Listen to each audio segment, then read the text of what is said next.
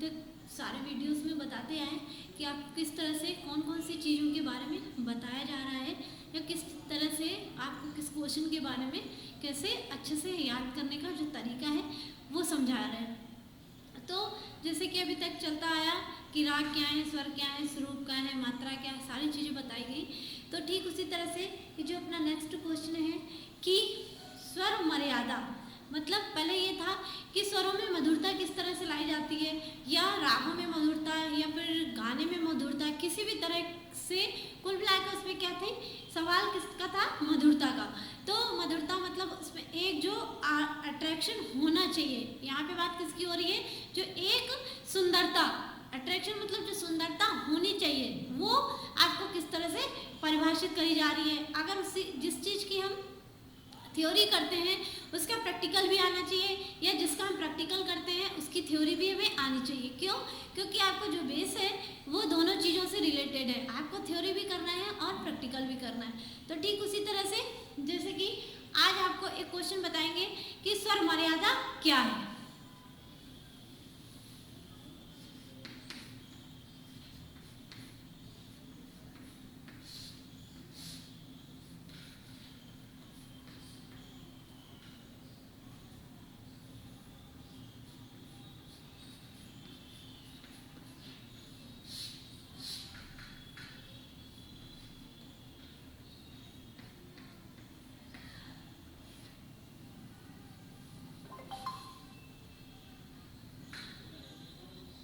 तो ये जो स्वर मर्यादा है इसकी डेफिनेशन क्या होगी,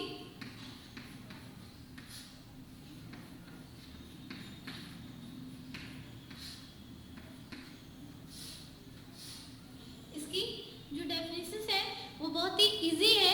इसको याद करने में आपको या थ्योरी में या प्रैक्टिकल में आपको किसी तरह की कोई दिक्कत नहीं होगी।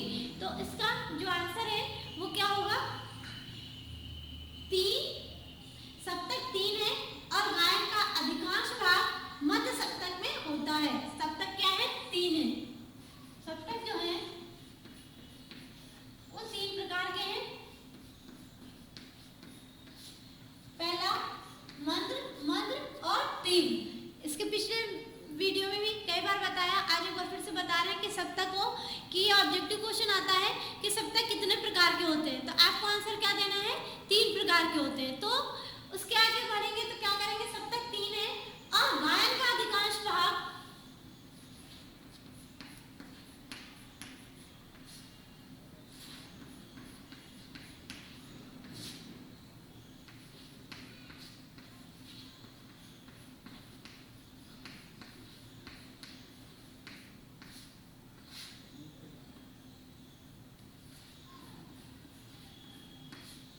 गायन का अधिकांश भाग मध्य सप्तक में होता है। गायन का अधिकांश भाग मध्य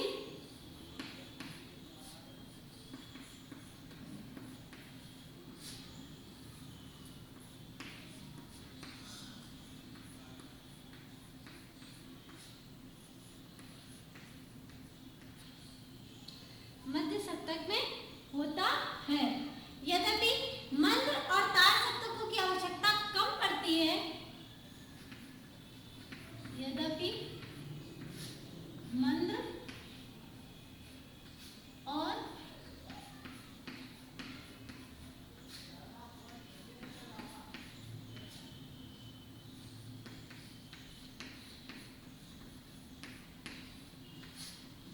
तार सप्तकों की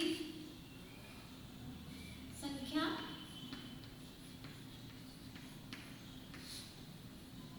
कम पड़ती है,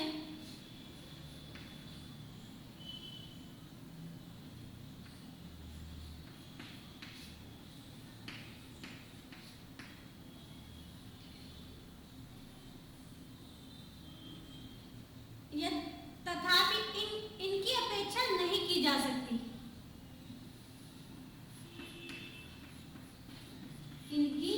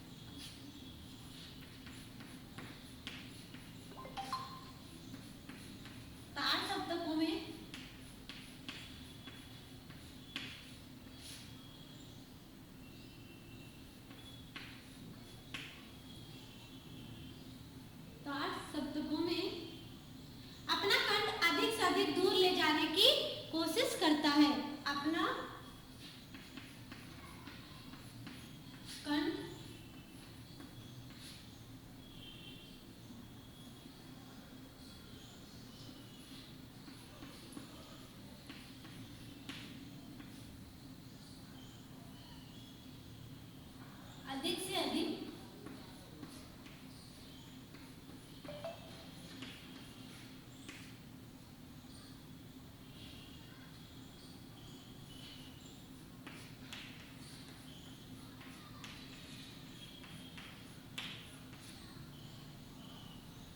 धूल ले जाने की कोशिश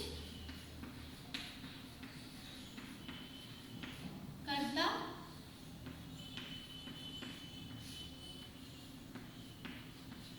है। मंद सप्तक के स्वरों में अभ्यास करने को मंद सप्तकों में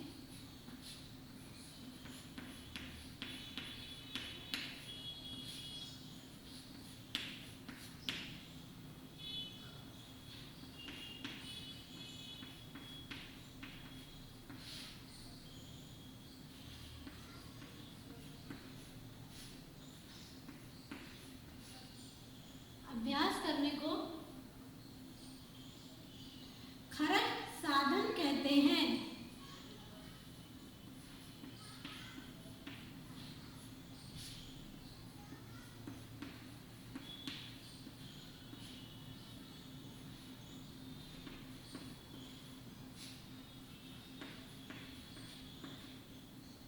खरज साधन कहते हैं।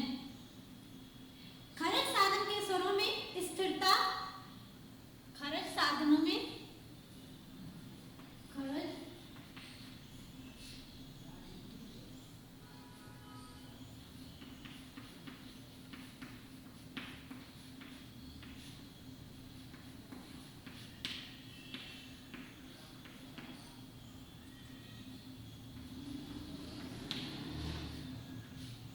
खरज साधनों में स्थिरता, स्वरों में स्थिरता, खरज साधनों में खरज साधनों के स्वरों में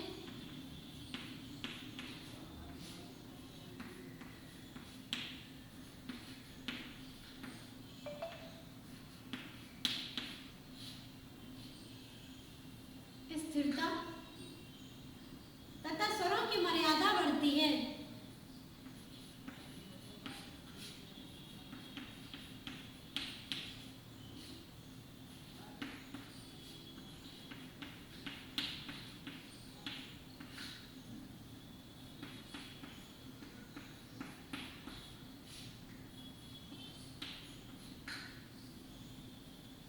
मर्यादा बढ़ती है, किंतु गलत अभ्यास करने से कंठ में बहुत से दोष आ जाते हैं। किंतु गलत अभ्यास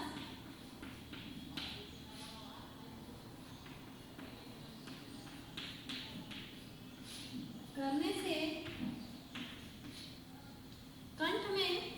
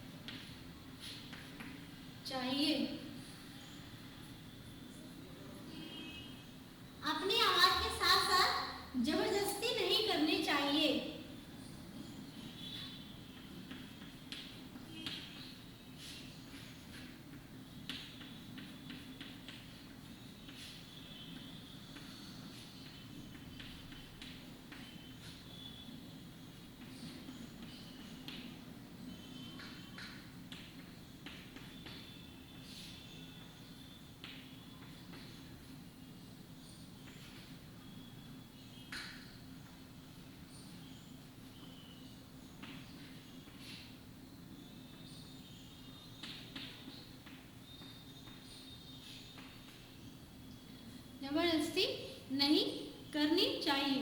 अब एक बार इस ये जो अपनी डेफिनेशंस है इसको रिपीट करेंगे तो क्या आ रहा है, सप्तक 3 है, कौन कौन से, मंद्र, मध्य और तार सप्तक। ये सप्तकों के क्या थे, प्रकार। प्रकार नंबर 1, नंबर 2 और नंबर 3। फिर इन्होंने कहा गायन का अधिकांश भाग मध्य सप्तक में होता है।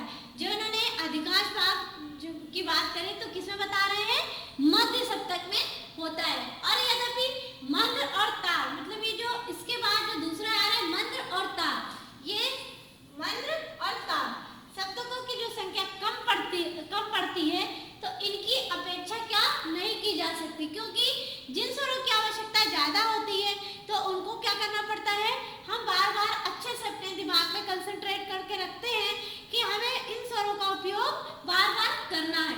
गायक धीरे धीरे मंद्र और तार सप्तकों में अपना कंठ अधिक से अधिक दूर ले जाने की कोशिश करता है। वो इसलिए करता है कि हम बार बार अगर इसके टच पे रहेंगे तो ये बिल्कुल सही है कि हम गलत कर देंगे। तो इससे अच्छा क्या है, हम उस चीज पर कंसंट्रेट करें जिस स्वरों पर हमें बार बार रिपीट करना है या जिन स्वरों को हमें बार बार दोहराना है।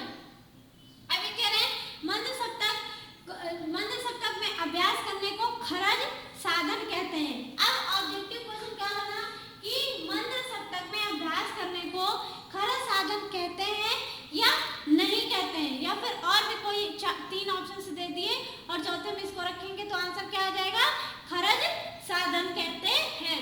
अब कह रहे खरज साधनों के स्वरों में स्थिरता तथा स्वरों की मर्यादा बढ़ती है। मतलब इन्होंने कहा जो स्थिरता थी और जो एक मेन जो मुद्दा है क्या है, स्वर मर्यादा का, तो कह रहे स्वर मर्यादा क्या होती है, इससे बढ़ जाती है। किंतु गलत अभ्यास करने से कंठ में बहुत से दोष आ जाते हैं। पहली चीज तो हमेशा ये याद रखना है कि हम भले 1 लाइन करें, 2 लाइन करें, कुछ भी करें, या एक स्वर का अभ्यास करें, 2 का करें, 10 का करें, तो किसी एक का करें या 10 का करें, लेकिन जितना भी करें वो सही हो। क्यों होता क्या है, हम 10 के चक्कर में पढ़ते हैं तो बाकी के जो 9 होते हैं आते हैं तो हम उनको भी क्या करते हैं, भूल जाते हैं। तो हमें भूलना नहीं है, बल्कि क्या करना है, अच्छे से अपने दिमाग में रखना है। तो ये कह रहे हैं प्रारंभ में किसी अच्छे गुरु का अभ्यास करना चाहिए। वो इसीलिए कि जैसे कि आपने सुना होगा कि अगर नींव कमजोर हो जाती है तो फिर क्या हो जाता है, सब उल्टा हो जाता है। तो उसके लिए अपने को उल्टा नहीं करना, बल्कि क्या करना है, सीधा करना है। तो सीधा करने के लिए हमें क्या करना है, हम उस चीज पर अपना ध्यान केंद्रित करें जिस पे हमें क्या करना है, एग्जैक्ट करना चाहिए। अब इन्होंने कहा कि फैलाव ऊपर नीचे धीरे धीरे बढ़ाना चाहिए, अपनी आवाज के साथ जबरदस्ती नहीं करनी चाहिए। मतलब अगर हमारा गला बैठा हुआ है या किसी तकलीफ के कारण सर्दी खांसी जुकाम कुछ भी है, तो अगर गले में किसी तरह की दिक्कत हो तो उसको जबरदस्ती गाने से कोई लाभ नहीं होगा, बल्कि क्या हो जाएगा, गला आपका बल्कि बैठ जाएगा।